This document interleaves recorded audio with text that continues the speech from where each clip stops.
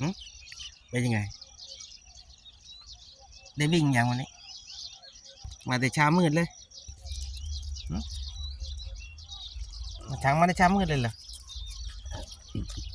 เป็นยังไงวันนี้มาได้เช้ามืดเลย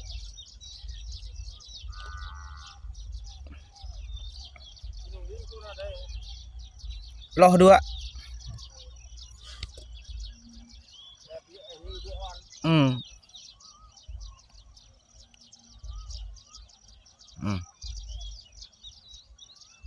มาในเช้ามืดเลยทางด่วนเนาะมาในเช้ามืดเลยวันนี้อากาศอบอ้าวมากเลยวัน